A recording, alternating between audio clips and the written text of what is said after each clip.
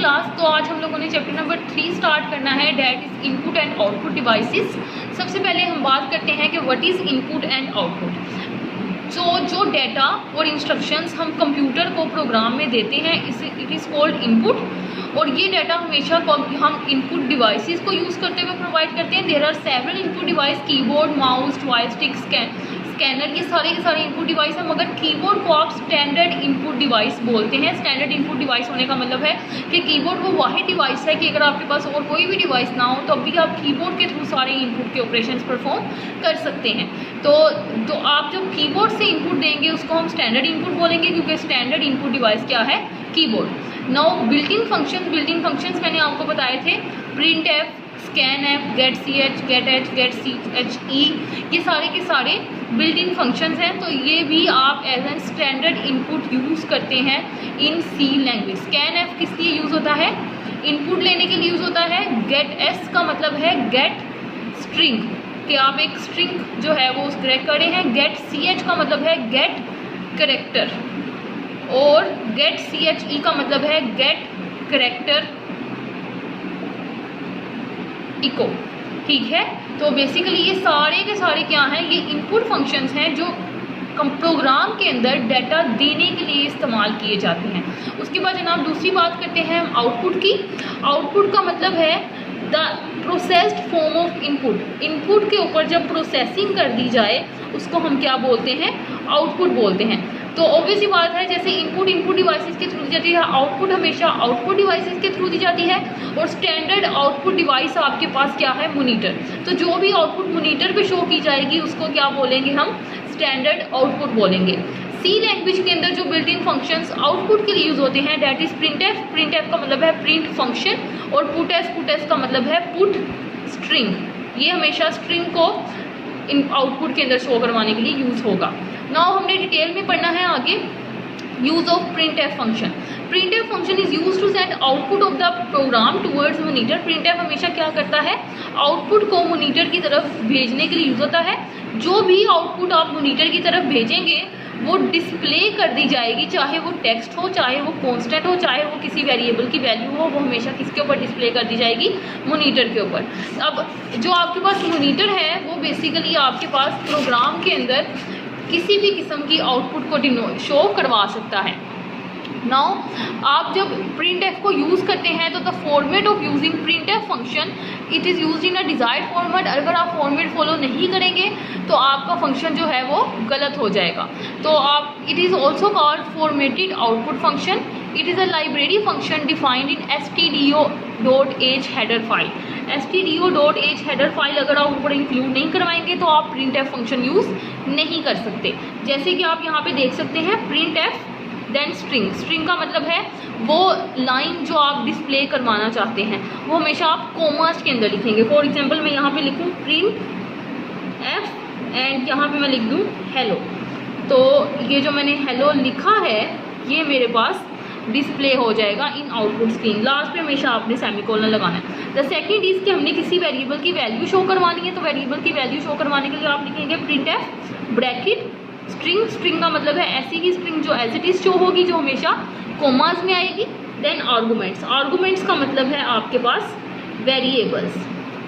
String it specifies the string to be printed on the monitor. ये क्या बताती है? वो स्ट्रिंग जो कि आपके मॉनिटर के ऊपर प्रिंट करनी होती है। A string is a combination of character. String हमेशा कम्बिनेशन ऑफ करेक्टर होती है। जैसे ये जो मैंने स्ट्रिंग लिखी हेलो HELLO, ये 5 करेक्टर्स के ऊपर कंसिस्ट करती है। इनको कंबाइन करके मेरे पास एक स्ट्रिंग बनी है। It is written in double quotes. मैंने आपको बताया कि हमेशा स्ट्रिंग आप डबल कोमास के अंदर लिखेंगे। इट में consist of the following. String के अंदर टेक्स्ट भी हो सकता है। Text it is a message printed on the monitor. जैसे मैंने हेलो लिखा तो हेलो इज़ अ टेक्स्ट जो कि सिंपल ऐसे ही मॉनिटर की आउटपुट स्क्रीन के ऊपर प्रिंट हुआ आ जाएगा। It can also contain variable values. अब जब भी वेरिएबल वैल्यूज़ यूज़ करेंगे तो वहाँ पे आप क्या यूज़ करेंगे जनाब? Format specifier. फॉर्मेट स्पेसिफायर्स का मतलब है ये हमेशा आपकी डाटा टाइप के साथ एसोसिएट होते हैं। डाटा टाइप मैंने आपको कहा था कि आप लोगों ने याद कर लेनी है। इंट, फ्लोट, कैरेक्टर CHR, कैर और स्ट्रिंग। ये डाटा टाइप जो हैं ये यूज़ होती हैं अमूमन सी लैंग्वेज के अंदर। तो बेसिकली फॉर्मेट स्पेसिफाइड क्या बताता है, वो फॉर्मेट बताता है जिसके अंदर आपकी वैल्यू जो है वो आउटपुट स्क्रीन के ऊपर प्रिंट होगी। These are special strings. They determine how value of variable is adjusted in text. ये स्पेशल स्ट्रिंग्स होती है जो क्या बताती हैं कि आपकी वेरिएबल की वैल्यू किस तरह से एडजस्ट करनी है टेक्स्ट के अंदर। These are used according to the type of variable. ये हमेशा डाटा टाइप ऑफ वेरिएबल के अकॉर्डिंगली ही यूज़ की जाती है। Then escape sequences. Escape sequences basically आपके कंट्रोल फंक्शंस हैं जो कि डिफरेंट स्ट्रिंग के ऊपर special type of function perform करने के लिए यूज़ होते हैं। जैसे कि /n का मतलब है न्यू लाइन। तो अगर मैंने ये एक एस्केप सीक्वेंस है जो क्या स्पेशल फंक्शन परफॉर्म करता है कि आउटपुट को एक नई लाइन के ऊपर मूव कर देता है। देन आगे है आपके पास जनाब arguments.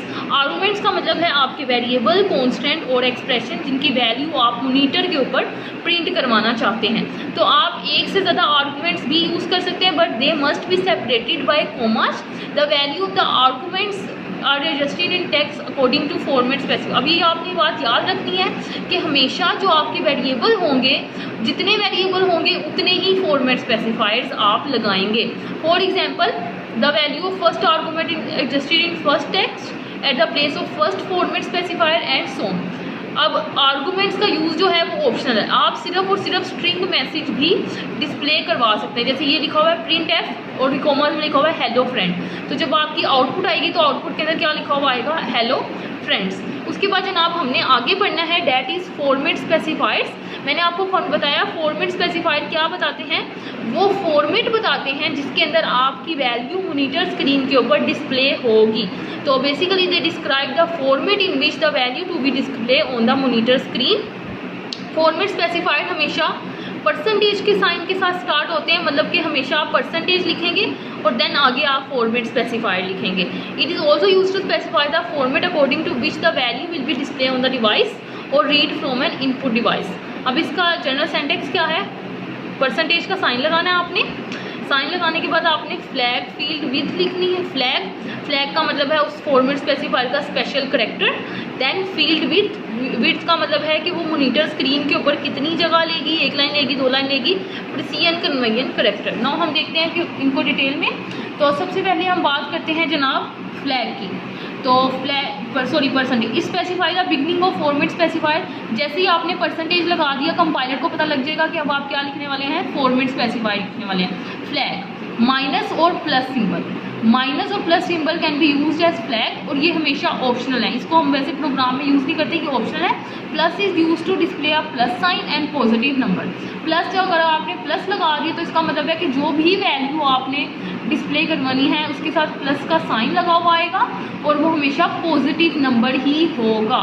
Minus is use to display output left justified. Left justified का अब अगर ये मेरी आउटपुट स्क्रीन है तो हमेशा मेरी आउटपुट जो है वो राइट जस्टिफाइड होगी, मतलब कि राइट साइड पे ही आपके पास ये लिखा हुआ आता है। अगर आप चाहते हैं कि ये राइट साइड पे नहीं बल्कि इस तरह से इधर लिखा हुआ है तो वहाँ पे आप माइनस का साइन जो है वो फॉर्मेट स्पेसिफायर के साथ यूज़ कर लेंगे। उसके बाद जनाब नेक्स्ट है आपके पास field width. A number is used as field width. Number का फॉर एग्जांपल मैं लिखूँ %2f, तो ये 2 क्या बता रहा है कि इसने मॉनिटर के ऊपर 2 सेल्स की जगह लेनी है, तो ये आपकी फील्ड विड्थ कहलाती है। Specify the minimum number of columns to be used for a value, कि आप किसी भी वैल्यू के अंदर कितने minimum number of columns use करना चाहते हैं ऑन अ स्क्रीन। क्योंकि आपको पता है कि आपकी जो मॉनिटर की स्क्रीन होती है वो रोज़ और कॉलम्स के अंदर डिवाइड होती है। तो आप यहाँ पे अगर हेलो मैंने डिस्प्ले करवाना है तो दिस विल बी HELO ऐसे डिस्प्ले होता है। तो इसके अंदर मुझे फील्ड विड्थ क्या बताती है कि कितने कॉलम मुझे किसी भी वैल्यू के अंदर ये असाइन हो सकते हैं। अगर मैंने 2 लिखा है तो इसका मतलब है सिर्फ ये 2 कॉलम मुझे मिलेंगे, ये 2 मुझे नहीं मिलेंगे। उसके बाद है जनाब आगे आपके पास precision. It is a number use for real value. Precision का मतलब है कि वो नंबर जो आप रियल वैल्यू का मतलब है पॉइंट वाली वैल्यू। तो जो नंबर पॉइंट के साथ होते हैं उनको स्पेसिफाई करने के लिए आप प्रिसीजन यूज़ करते हैं। Precision n specified at n decimal places will be shown in output. For example, मैं अगर यहाँ पे लिखती हूँ 3 एज प्रिसियन दे देती हूँ, आगे मैं बताऊँगी किस तरह से इसको लिखते हैं। तो 3 प्रिसियन का मतलब है अगर वैल्यू है 789.8444, तो पॉइंट के बाद जो आउटपुट के अंदर आएगा वो आउटपुट के अंदर आपके पास जो होगी 789.844। पॉइंट के बाद ओनली 3 डिजिट्स, क्योंकि मैंने प्रिसियन क्या दी है आपके पास 3 दी है। उसके बाद जनाब नेक्स्ट है आपके पास character convention character convention it is use to convert output value in a specified format. जैसे टाइप कास्टिंग आप करते हैं तो आउटपुट वैल्यू को स्पेसिफाइड फॉर्मेट के अंदर कन्वर्ट करने के लिए आप क्या यूज़ करते हैं, कन्वेंशन करेक्टर यूज़ करते हैं। It is use in format specified, इस use in format specified is compulsory का मतलब है कि ये आप लाजमी तौर पर यूज़ करेंगे। नाउ आगे हम देखते हैं कि what are the important format specified available in C language. तो सबसे पहला है आपके पास जनाब %i फॉर इंटीजर्स। जब भी आपने किसी भी डाटा टाइप रखी है इंट a, तो इसका मतलब है कि जब आपने इसको आउटपुट में शो करवाना है तो वहाँ पे आप इसके लिए फॉर्मेट यूज़ करेंगे %i। Then %d use for int का मतलब है इंटीजर और शॉर्ट इंट, दोनों के लिए यूज़ होता है। देन %o यूज़ होता है आपके पास ऑक्टल के लिए। देन %u ऑक्टल आपने फर्स्ट ईयर में पढ़ा होगा या फिर 10th में पढ़ा होगा नंबर सिस्टम।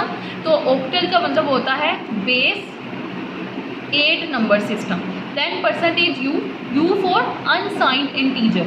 %x का मतलब है for hexadecimal digits.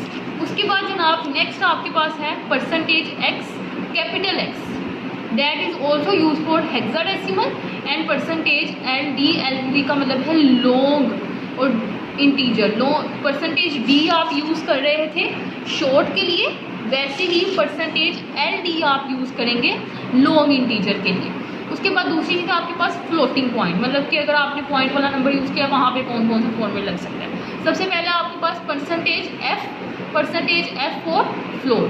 Then %IF का मतलब है double.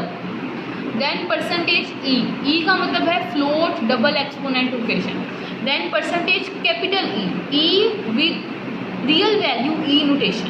Then %G real value E notation. E notation का मतलब है ये जो आप लिखते हैं ना e की पावर दिस, तो ये वाला अगर यूज़ करेंगे तो कैपिटल E में पावर आएगी, और ये वाला G यूज़ करेंगे तो आपके पास स्मॉल e के अंदर पावर आएगी। उसके बाद जनाब नेक्स्ट है आपके पास character format specifiers. Character format specifiers के अंदर सबसे पहली चीज़ है आपके पास %C। %C का मतलब है करेक्टर और %S का मतलब है स्ट्रिंग। करेक्टर का मतलब है या तो A होगा या B होगा या C होगा, कोई सा भी एक हो सकता है। स्ट्रिंग का मतलब है वो पूरी की पूरी स्ट्रिंग लिख दूँ हेलो, तो ये पूरी स्ट्रिंग क्या कहलाती है, स्ट्रिंग। और इसको आप क्या बोलें, किसके थ्रू आउटपुट में शो करवा सकते हैं, %S के थ्रू। तो जनाब ये हमारा आज का लेक्चर था। नेक्स्ट हम इसका एक प्रोग्रामिंग एग्जाम्पल करेंगे इन द नेक्स्ट लेक्चर। अल्लाह हाफ़िज़।